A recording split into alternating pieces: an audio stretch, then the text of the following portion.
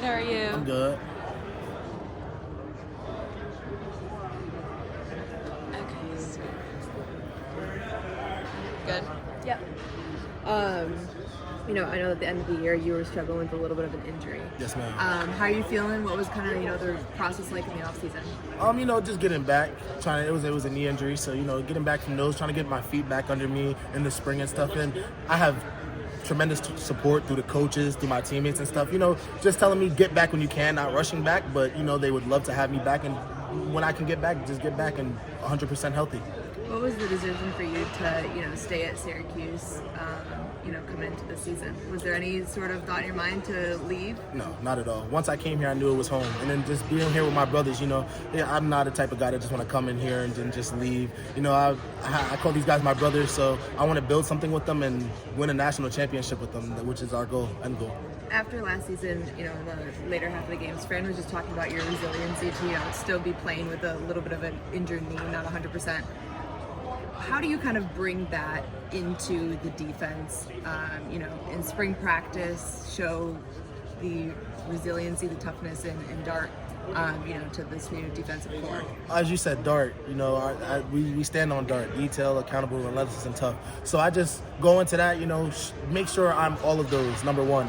As a leader on the team, you want to make sure that you are all of those so you can have those guys, those younger freshmen that we have, look up to that and say, oh, okay, he's doing that. Let me put work. This is what college is. We have a couple new guys, new enrollees who may not know what it is like to be in college. So just showing them what it is like every day and hoping that they follow me and pick up my tendencies. You guys had a lot of, leaders last year, Marlo, JB.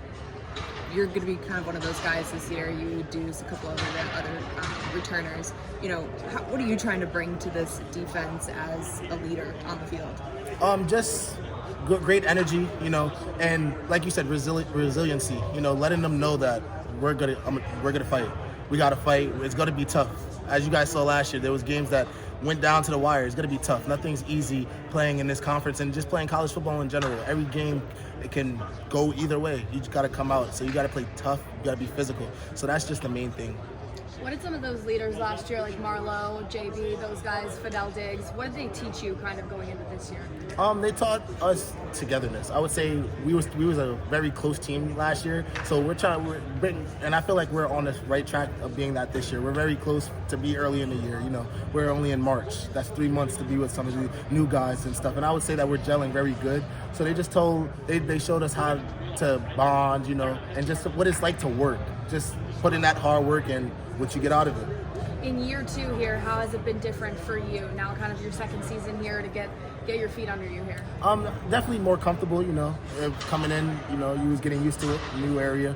It wasn't that far from where I was, but you just getting accustomed to it. But now I would say, like I said, these guys are my brothers. They made me feel welcoming as soon as I came in, and just being here for a whole year now, going on year 2, it's more brothership, more people that I could see lasting beyond football into my further life.